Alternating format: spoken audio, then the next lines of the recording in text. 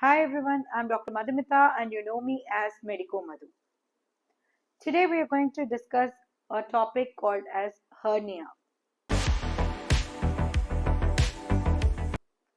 A lot of you must have heard of this word hernia, or many of you could have got operated also for the condition called as hernia. What exactly is hernia? Hernia is nothing but protrusion of your internal structure externally. So there are various types of hernias. Basically, let's say that we are talking about the stomach content that is coming out.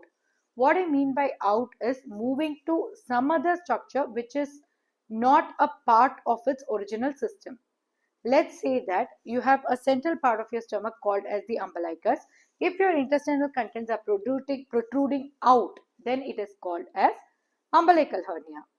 Similarly, the groin region, that is what you called as the fold in the thigh region, just above the thigh, that is called as the inguinal region.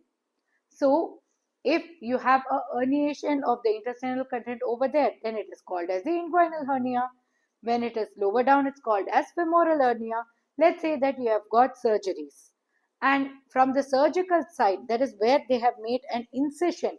From that side, if you are having a herniation, it is called as incisional hernia.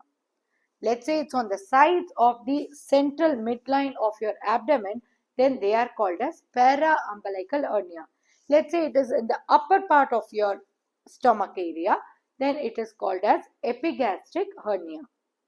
So depending on where the protrusion is coming, it is called as different types of hernia. They are named accordingly. There are other types also called as Rita's hernia, etc. There is yet another component called as hiatus hernia where you're not going to see it outside. Here basically the contents are going to move upwards. I'll be talking about it in a different video.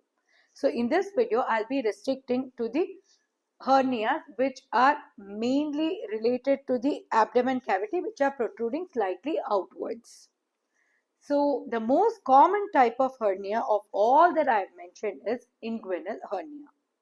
So again, this inguinal hernia is of two types. One is called as the direct, the other is called as the indirect inguinal hernia. This hernia is more common in men as compared to that of women. Whereas the second common type of hernia is basically the femoral hernia. Again, this femoral hernia, if you think whether it's the male or the female who are going to have it more commonly, it is basically the women over here who will have. Inguinal hernia, more common in men. Femoral hernia, more common in women. But is femoral hernia the most common hernia in women? No. When you take femoral hernia per se, it is more common in women. But even in women, the most common hernia is inguinal hernia only. So what are the risk factors for this hernia? If you are someone who doesn't have a toned abdomen, let's say you have a pot belly, your abdomen muscles are lax. If you're someone who has undergone multiple surgeries, if there is an incision, if you have been pregnant and you had multiple pregnancy, let's say twin pregnancy, triplets and all, then definitely your abdomen muscle is going to be lax. So if you tone your abdomen muscle by doing exercise, by doing abdomen specific exercise, then you are much more safer as compared to others. Once the hernia occurs, you can prevent the progression by avoiding heavy weight lifting, by avoiding doing strenuous activity which involves your abdomen muscles. You will have to, in general, lose weight. You will have to tone your abdomen muscles by doing abdomen strengthening exercises, but it should be from mild to moderate intensity only. You cannot go for moderate to severe intensity, as this itself will result in accelerating the progression of your hernia. Your diet should be balanced with a lot of fruits, vegetables, proteins as compared to that of carbs and fat, because they get deposited as your adipose tissue. That is fat. More the fat, more lax your abdomen wall, more you're going to have issues of herniation. How about the treatment of this? surgery is the only option. You can definitely prevent it, but once it has occurred, surgery is the only option.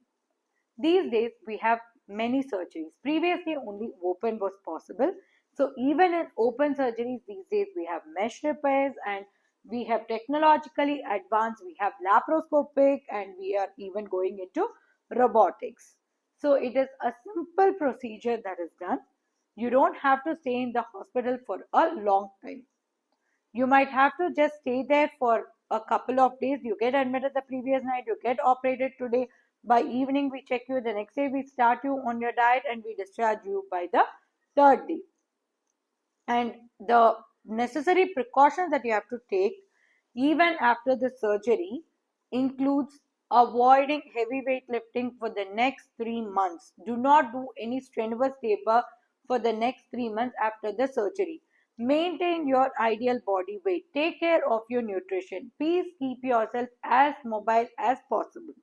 All these things will prevent you from developing further herniation or complications of hernia.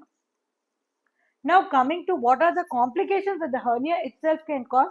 Well, it can get strangulated. What exactly do I mean by strangulation? It's like tying a rope around it and cutting off the blood supply to that particular part. It is basically forming a loop on itself. Or there can be an obstruction. So, this particular part of the intestine that is there is not getting blood supply. So, it can get necrosed. It can cause severe pain because of this obstruction. It can become gangrenous as well. So it is always better to prevent a development of hernia, and even if you have developed, to prevent further progression of the hernia and to prevent complications of hernia. I hope this video was useful for you. I would meet you with many more interesting videos. Thank you.